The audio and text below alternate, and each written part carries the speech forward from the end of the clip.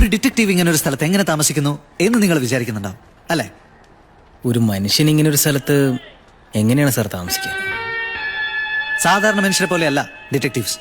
വലിയ വീട്, car, luxury life, ഇതൊക്കെ ആളുകൾ ശ്രദ്ധിക്കും. അങ്ങനെ ജീവിച്ചാൽ anybody can track me, they can come to me, they can kill me.